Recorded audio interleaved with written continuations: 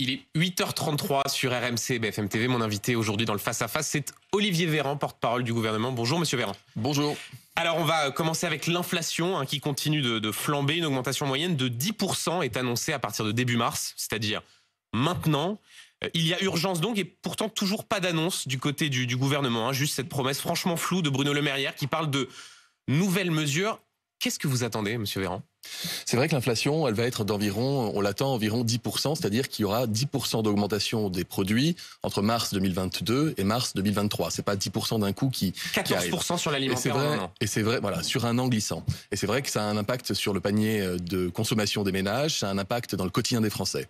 L'État, il prend sa part. Il continuera de prendre sa part. On a eu le bouclier tarifaire, on a toujours le bouclier tarifaire sur l'énergie. Sur l'énergie, mais là, sur l'alimentaire. On a un chèque sur le carburant, on a augmenté les minima sociaux, on a augmenté le SMIC, etc. Bien. Ce qu'on veut, c'est que chacun prenne sa part. Et quand on dit chacun prenne sa part, le président de la République l'a dit lors du salon de l'agriculture, il faut que la grande distribution prenne sa part. Elle est actuellement en négociation avec les industriels pour essayer de casser des prix. Et le gouvernement agit avec Bercy pour faire en sorte que des prix soient en particulier cassés sur des produits du quotidien indispensables pour les Français, alimentaires et d'hygiène par exemple. C'est-à-dire, parce qu'honnêtement là-dessus on comprend absolument rien. Le panier anti-inflation, on nous dit d'abord oui, ensuite Bruno Le Maire dit ce sera peut-être pas un panier. Olivier Grégoire il y a quelques instants dit oui, il est sur la table. Le chèque alimentaire, c'était oui, en fait c'est non. Enfin attendez, les Français se disent mais qu'est-ce qu'ils font concrètement pour faire en sorte qu'on paye moins cher dans les rayons ? Qu'est-ce qui se passe ? Ce que nous faisons, c'est travailler avec la grande distribution, avec les industriels, pour qu'in fine, quand un Français va faire ses courses, que ce soit dans une marque ou dans une autre, eh bien, il puisse aller acheter les produits dont il a besoin au quotidien à prix cassé. Ce qu'on veut, c'est que le panier de la ménagère, le panier du ménager, il soit à prix contrôlé, il y aura un panier anti-inflation. C'est ce qui est en train d'être discuté entre Bercy. Quel sera le nom ou la formule ? J'allais vous dire, ce qui compte pour la personne qui fait ses courses, c'est quand elle va acheter des produits essentiels pour son quotidien, elle identifie où qu'elle aille des produits à prix cassé, maîtrisé. Dominique Schelcher, le patron de Système U, dit ce matin dans Le Parisien, les politiques n'ont pas pris la mesure de la gravité de la situation. Est-ce que vous n'avez pas pris la mesure de cette gravité, comme il dit ? Quand je dis qu'on est tous embarqués dans le même bateau, qui est le bateau France, pour faire en sorte que les Français puissent en sortir avec cette inflation, je crois qu'il est inutile de s'envoyer la balle les uns vers les autres. Je rappelle, et c'est d'ailleurs les chiffres de l'OFCE, c'est important quand même de le souligner, sur l'année 2022, il y a eu 800 € de pouvoir d'achat donnés aux Français à travers le bouclier tarifaire sur l'énergie et à travers les ristournes sur le carburant. Il faut ajouter 250 € en moyenne qui sont liés à des baisses d'impôts, la suppression de la redevance audiovisuelle ou la fin de la suppression de la taxe d'habitation. Mais donc sur l'alimentaire, je rajoute parce que c'est important. Oui, mais attendez, juste sur l'alimentaire, donc c'est l'État ne peut rien faire, les distributeurs, s'il vous plaît, faites un effort. Je termine là-dessus parce que c'est important quand on dit que fait l'État. 400 € de pouvoir d'achat pour les plus précaires à travers le chèque énergie, le chèque alimentaire, à travers les hausses des minima sociaux. Donc l'État prend sa part. Et quand je dis qu'on continuera à le faire, c'est qu'on est bien évidemment, les priorités des Français sont les priorités du gouvernement. Mais sur l'alimentaire, on attend un geste des distributeurs en espérant que ça arrive. Il y a actuellement la fin des négociations entre les distributeurs et les industriels. Ce que nous disons, c'est qu'on veut sanctuariser notre agriculture, qu'on veut faire en sorte que les PME françaises qui produisent dans le domaine de l'alimentaire ne soient pas obligées de se serrer la ceinture. C'est important qu'elles puissent continuer à développer une agriculture de qualité. On veut de la souveraineté alimentaire. Mais vous avez des moyens de coercition sur les distributeurs pour s'assurer que les prix soient maîtrisés ? Soient extrêmement serrés entre la grande distrib et les grands groupes alimentaires, notamment des grands groupes américains, mais pas que, pour faire en sorte qu'on ait ces produits, encore une fois, à prix maîtrisé. Donc, vous allez avoir tout qui va vous être présenté par Bercy. Ils sont en train de terminer les négociations, vous le savez. Et si c'est pas un panier anti-inflation, qu'est-ce que ça peut être ? Olivier Grégoire, on dit d'ici au 15 mars, il y aura... je vous redis, quand vous allez faire vos courses, ce qui compte à la fin, c'est quoi ? C'est le nom qui est marqué sur le dispositif ou c'est le montant de votre facture ? Bon, nous, on veut que le montant de la facture, c'est ça qui compte pour les Français. Donc vous assurez aux Français que les étiquettes seront en quelque sorte maîtrisées au 15 mars, qu'il y aura un geste significatif. On se donne tous les moyens pour faire en sorte que toutes les marques de grande distribution, certaines le font d'ailleurs déjà depuis des semaines, voire des mois. Vous allez dans certaines grandes surfaces, vous avez 100, 150 produits à prix coûtant, à prix cassé, etc. Et d'autres, Carrefour, Auchan, Leclerc, refusent ce principe de panier anti-inflation. Ils disent, nous, on n'en veut pas, Carrefour on fait déjà des gestes. Carrefour a déjà mis en place, ce que j'ai fait un déplacement il y a déjà pour la rentrée scolaire. Oui, eux disent effectivement, on fait déjà dans nos magasins des gestes. Ce qui compte pour nous, c'est qu'encore une fois, où que vous alliez faire vos courses, vous ayez des produits à prix coûtant, cassé, maîtrisé.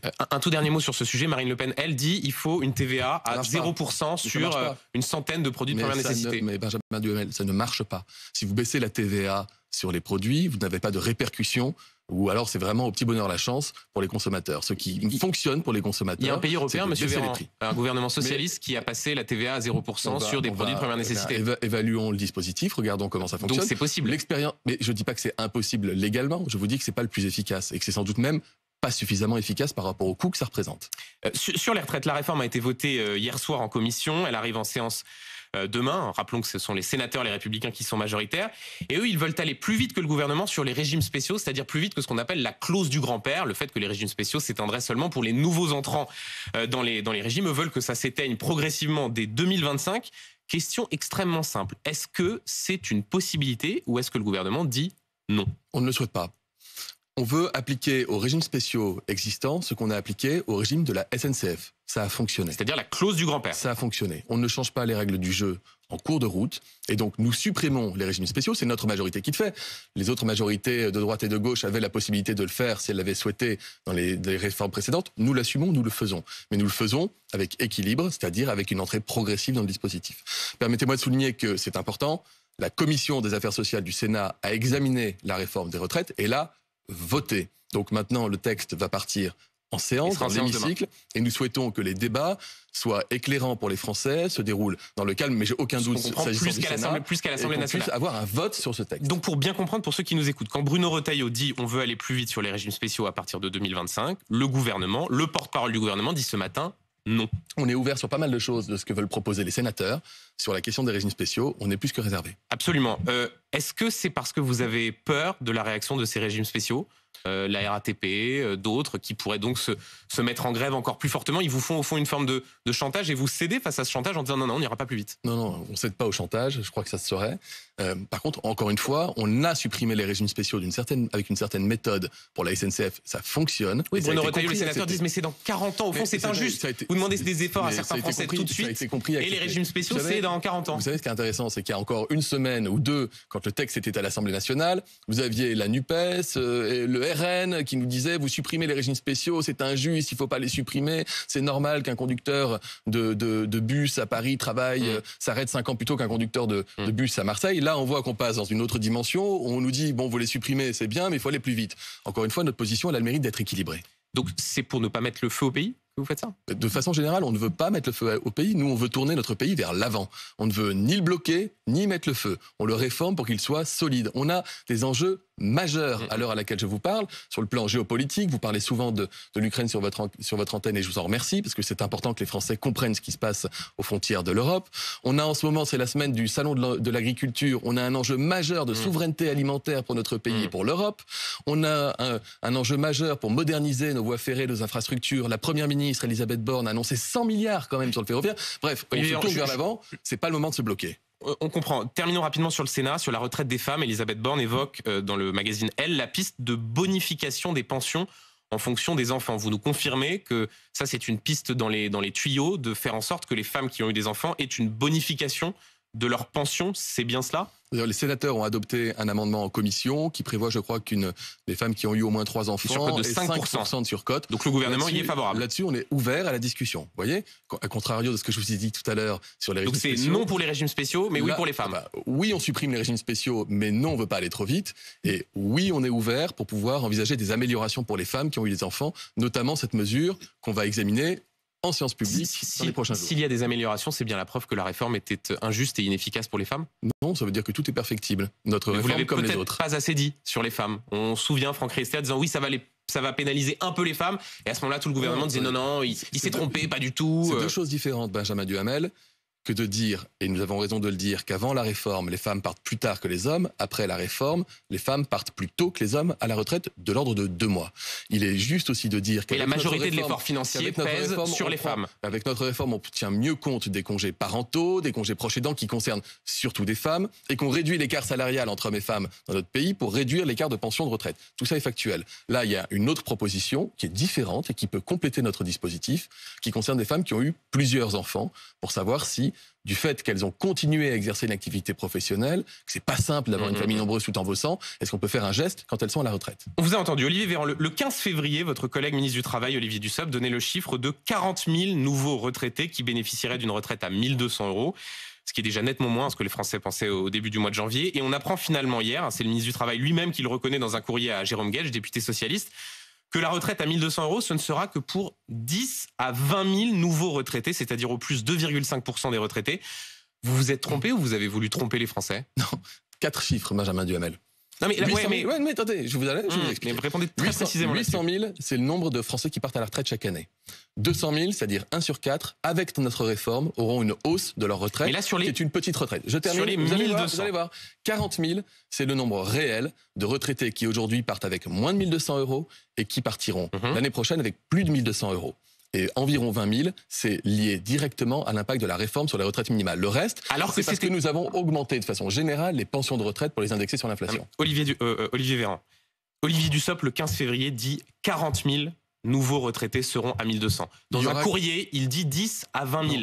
Est-ce qu'au moins vous reconnaissez qu'il s'est trompé sur les chiffres? Je voudrais bien vous faire plaisir parce que j'ai l'impression que vous avez envie que j'attaque mon collègue. Non, mais c'est pas attaquer. Vous savez, il y a un sujet de rapport à la vérité. Il y a des Français qui parfois ont le sentiment que le gouvernement avait des messages contradictoires. Juste au moins reconnaître que vous vous êtes trompé sur ce sujet. Benjamin Duhamel, je vous redis les choses. 40 000 retraités auront 1 200 € chaque année alors qu'ils n'ont pas 1 200 €. Mais pas du fait de la réforme. Et pas que du fait de la réforme. Du fait de la réforme. Donc, du fait de la réforme, combien de retraités seront à 1 200 €? Entre 15 et 20 000 du fait de la réforme et entre 20 000 et 25 000 parce que nous avons par ailleurs augmenté le niveau général des pensions des retraités. Donc, alors qu'Olivier Dussopt disait 40 000 le 15 février. Est-ce que vous comprenez que les Français se disent il faudrait qu'ils soient un peu plus précis? Je vous redis, alors il faut sans doute que nous soyons tous plus précis. Et j'en prends aussi toute ma part comme porte-parole. C'est pas une réforme qui est simple à expliquer.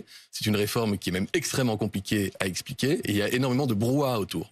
Donc il faut qu'on soit extrêmement précis. C'est pour ça que je vous redonne bien volontiers les chiffres. Il est vrai de dire que 40 000 qui n'ont pas 1 200 auront 1 200. Mais et il est vrai, pas seulement du fait de la réforme. Du fait de la réforme, c'est 10 à 20 000. Que c'est la moitié du fait de la réforme et la moitié du fait que, et c'est aussi une bonne nouvelle, on augmente les pensions de retraite parce qu'il y a de l'inflation.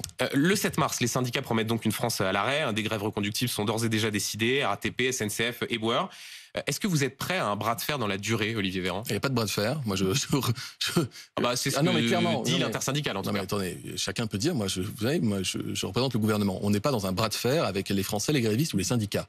On est à l'écoute, on est dans le dialogue. La preuve, c'est qu'on a changé plusieurs fois notre fusil d'épaule. En tout cas, on a amélioré tout ce qu'on nous demandait d'améliorer. Il reste un point de blocage et un point de désaccord avec les syndicats. C'est le fait qu'on assume de demander aux Français de travailler progressivement. Mais vous craignez une paralysie dans la durée du pays? Je vous ai dit tout à l'heure que vu les enjeux qui sont devant nous, c'est pas le moment de paralyser le pays. Et je crois que les Français, ils aspirent légitimement à emmener leurs enfants à l'école, à aller pouvoir prendre leur travail, faire leurs courses, aller se soigner et pouvoir se déplacer dans la ville. Jean-Luc Mélenchon, le patron de la France Insoumise, ou le patron, l'autorité morale, disons, dit grève générale le 7 mars. Dites patron à vie, c'est pareil. Ça, c'est vous qui le dites, c'est pas moi. Dit grève générale le 7 mars. Et donc, il est responsable de quel syndicat, Jean-Luc Mélenchon? J'ai cru comprendre que Philippe Martinez, qui lui, pour le coup, préside un syndicat, la CGT, avait expliqué à Jean-Luc Mélenchon qu'il en faisait peut-être un petit peu trop et que c'était peut-être un petit peu contre-productif. Donc j'invite chacun à ne pas parler à la place des syndicats, vous voyez. Jean-Luc Mélenchon est illégitime à vouloir mener le mouvement politique d'opposition à la réforme des retraites? Si Jean-Luc Mélenchon décide un jour de présider un syndicat et non plus un parti politique, libre à lui de le faire. La CGT Chimie, notamment, donc les raffineries, appellent à une grève reconductible dès le 6 mars. Au soir, c'est-à-dire lundi prochain. Est-ce que ça veut dire que les Français vont subir une nouvelle fois, comme en octobre dernier, les pénuries, la galère à la station essence? Est-ce que vous leur dites, il faut vous préparer à ça? On ne le souhaite pas, on ne le veut pas et on demande à ce que ça n'arrive pas. Oui, mais sauf que là, en l'état, la CGT Chimie dit grève reconductible. Donc vous pouvez dire que vous le souhaitez pas, mais... Benjamin Duhamel, les gens ont le droit de faire grève, ils ont le droit de manifester. Ce qu'on explique aux gens, c'est que, vu les échéances devant nous, vu l'inflation dont on a parlé tout à l'heure, vu toutes les problématiques liées à l'environnement, vu les transitions numériques qui sont en cours, vu tout ce qu'on a devant nous comme chantier pour notre pays, si on veut avoir une France forte dans une Europe forte, et si on veut que les Français aillent mieux demain qu'aujourd'hui, la pire des choses, ce serait de bloquer le pays. Mais j'ai du mal à comprendre ce que vous dites. Vous dites on ne le souhaite pas, mais il y a un manque de lucidité sur la colère des Français, sur... Vous misez au fond sur une forme d'usure que les gens se disent bon, on rentre de vacances, on n'a plus assez d'argent, on va pas faire grève. Vous entendez le message que vous envoient les forces syndicales, les Français qui disent le 7 mars on va tout arrêter parce qu'on est opposé à cette réforme? Personne ne mise sur l'usure. On explique qu'on est dans un fonctionnement démocratique. À l'heure à laquelle je vous parle, les sénateurs sont en train de se lever après ou sont déjà debout après avoir examiné et adopté un texte de loi en commission. Ils vont l'examiner en séance publique au Sénat. Moi, je suis respectueux des institutions démocratiques. Laissons les parlementaires faire ce travail aussi. Ils ont quand même légitimité pour le faire et on continue d'être dans le dialogue. Il n'y a pas de légitimité du mouvement social. Je vous ai parlé tout à l'heure de capacité qu'on a encore d'écouter et d'accepter des avancées sociales pour les Français. Une question très précise, s'il y a des pénuries d'essence, est-ce que le gouvernement se laisse la possibilité de faire des réquisitions, comme ce qui était arrivé en octobre dernier? Moi, je ne fais pas de scénario catastrophe et je ne fais pas de plan sur la comète.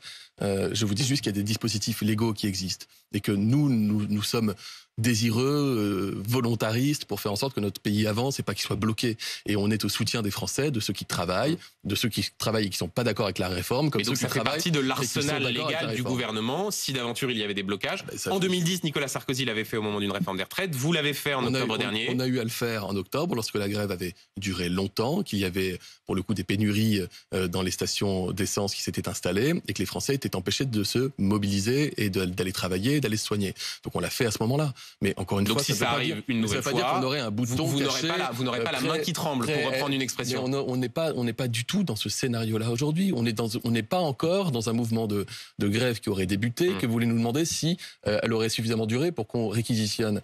Encore une fois, on est à l'écoute dans le dialogue et on a envie que les choses se passent le mieux possible. Un tout dernier mot sur... Le blocage fait pas partie de nos scénarios. Un tout dernier mot sur le 7 mars. Quand on regarde l'intersyndicale de la SNCF qui se mobilise, il y a la CFDT cheminot. CFDT, syndicat réformiste.